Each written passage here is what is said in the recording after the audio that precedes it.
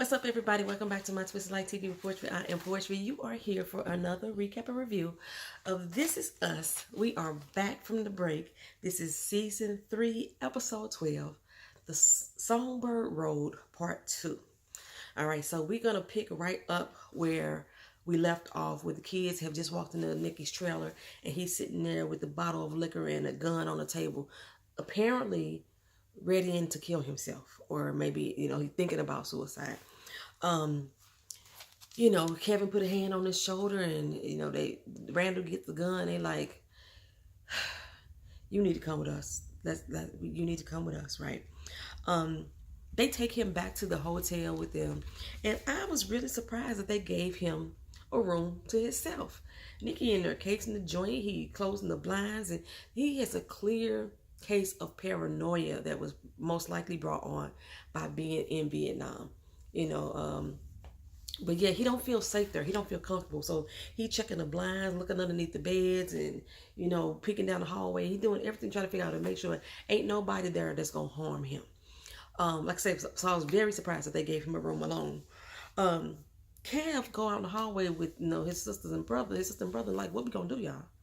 What are we going to do? And they looking like, me? What am I gonna do? Well, Randall said, we could throw a little money his way, help him fix his trailer up, make it a little more livable.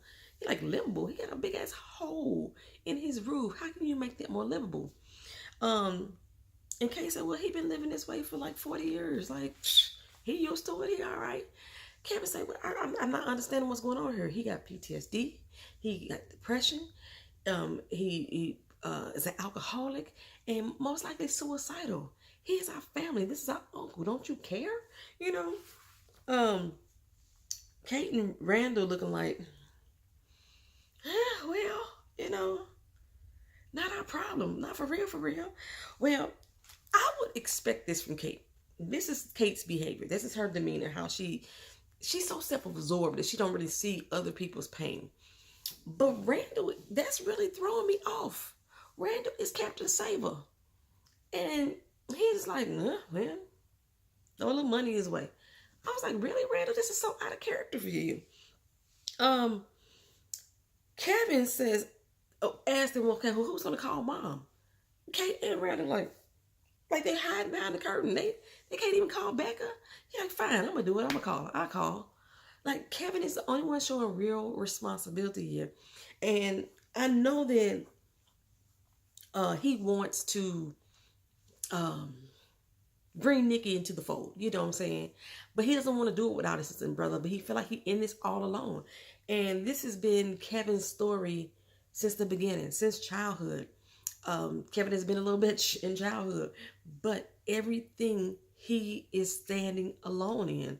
His relationship with his father, his relationship with his mother, they drew more to Kate and Randall. Kate and Randall even had a better relationship, even though Kate seemed to be more connected to Kevin. And of course, Kevin was more connected to Kate. Remember when we first started, him and Randall didn't even really like each other for real. But Randall and Kate seem to have shared more moments together that mean much more. Because more and more is coming out as they get older. Well, anyway, Kev said he called. He called Becca last night, told her everything that was going down.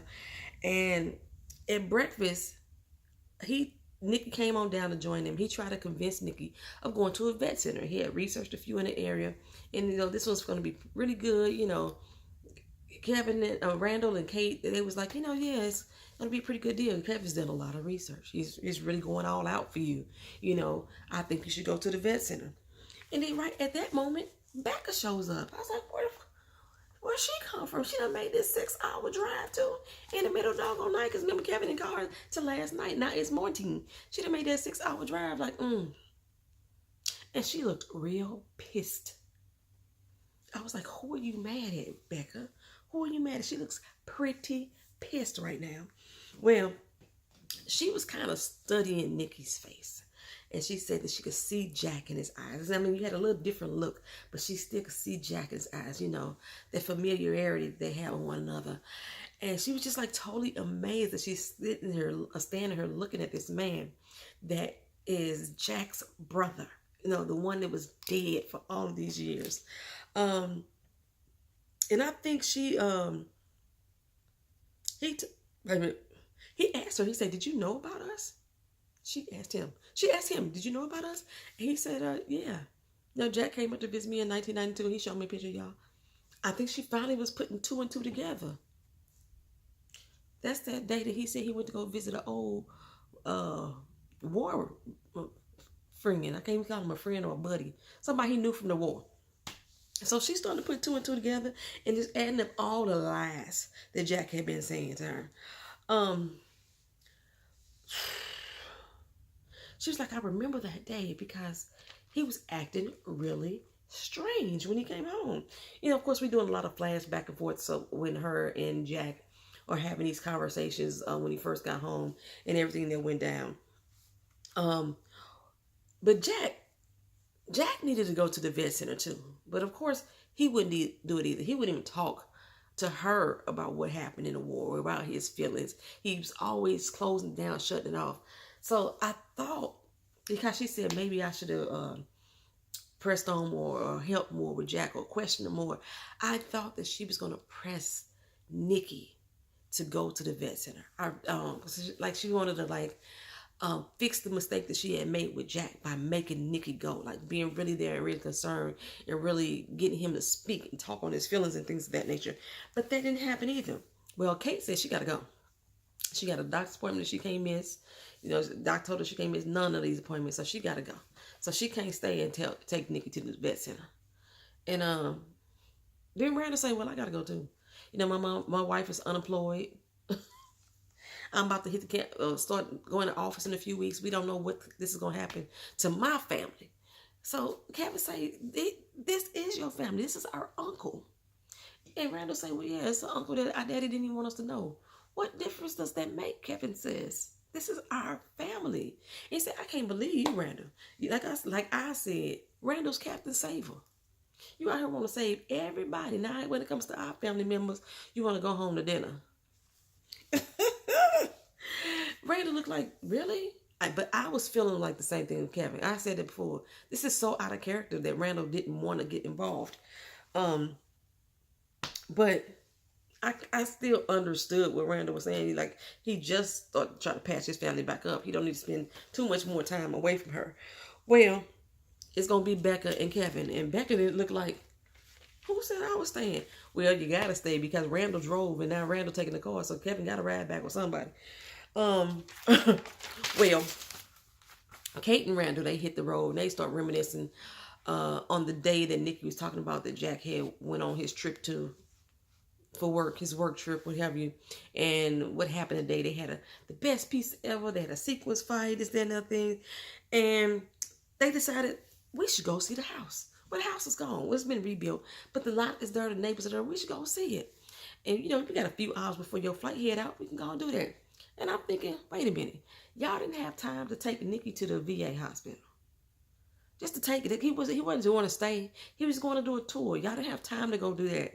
But now y'all got time to go frolic and lollygag over at the old house over near Pittsburgh. Make it make sense, Randall and Kate.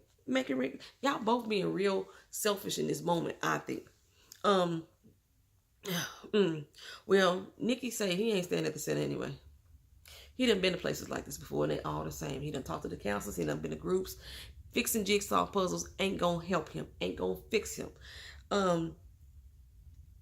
And only reason why he showed up because he didn't want to disappoint Kevin. I feel that way sometimes. When I go to the VA hospital and I go through my therapy sessions, I be thinking, this ain't fixing me not one goddamn bit. It ain't helping not one iota.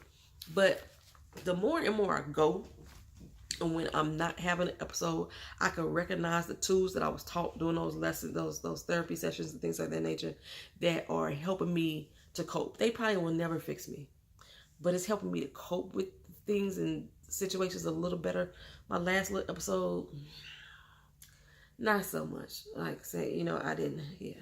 But there's things that I learned in that session, even though it was very brief, that I still take forward with me and try to apply them to prevent another episode from happening. Or once another episode happens, I can recognize it and try to handle it differently.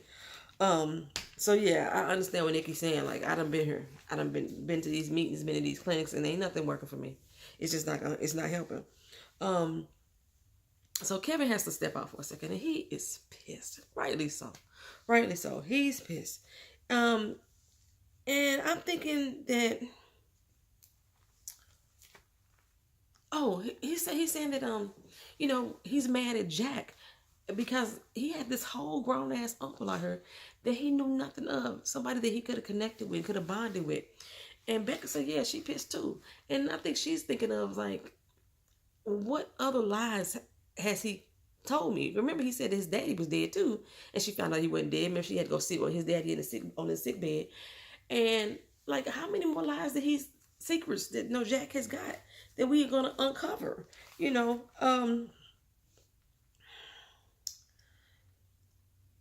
Where was I at? Okay, they decided to stay at the hotel one more night because Kevin said he's tired, but he's gonna step out for a second. Nikki was cool with that, and Becca, it's like, you know what? I think it's time for me and you to talk, Nikki. You know what I'm saying? She seemed like she mad at Nikki too, though.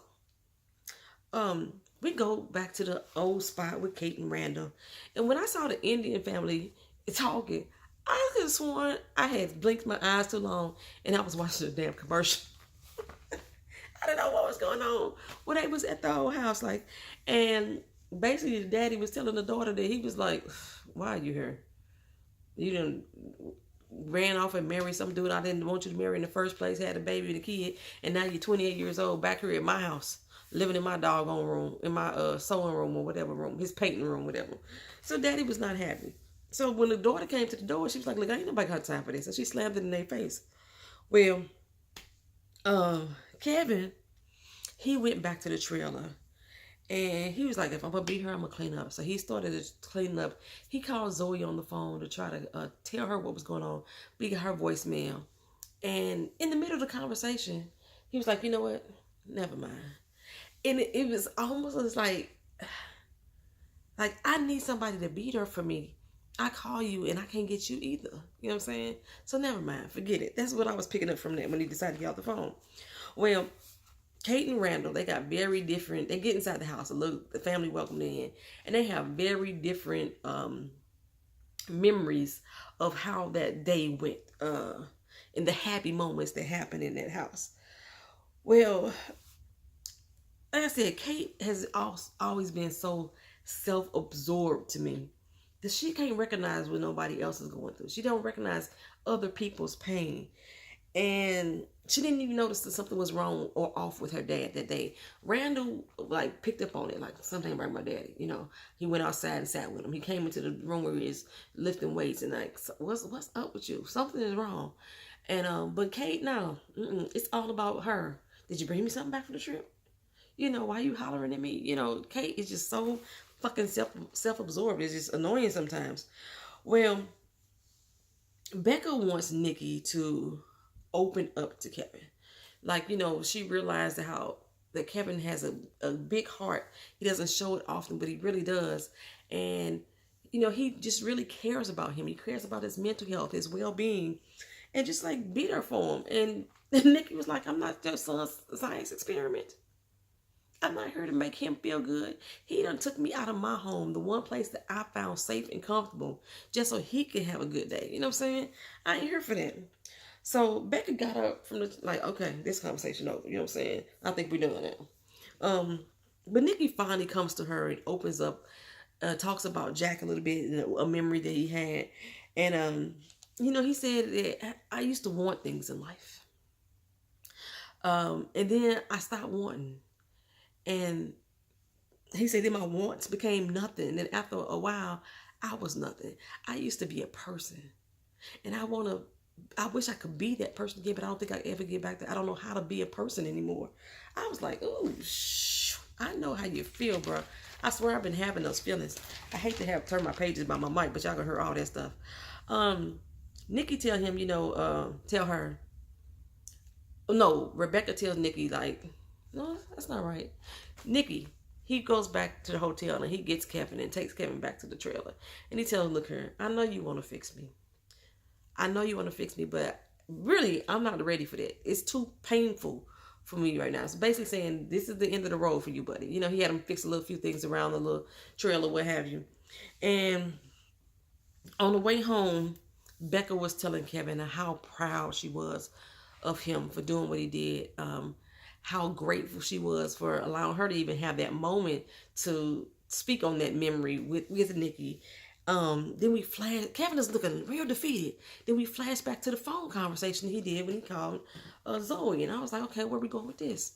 So he was having that conversation when I said that he paused, and then he was like, never mind. You know, I thought he was like he feeling disgusted because she wasn't there for him. No, he saw that bottle of whiskey. I was like, Kevin, don't do it.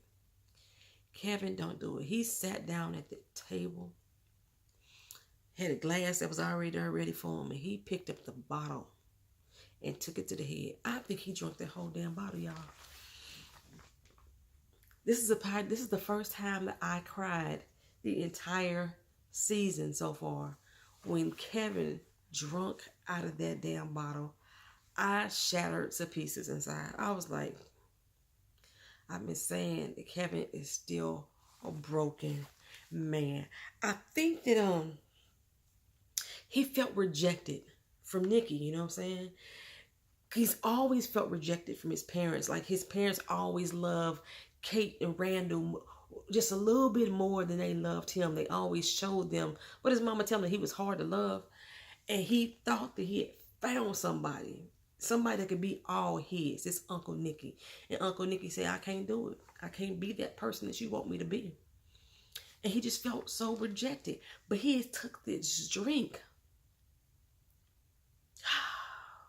well before that final rejection. Oh, and he riding in that car with his mama. And she telling him how proud she is. And he feels so disappointed in himself that he done fell off that damn wagon. It was like Nikki was a person not letting him in.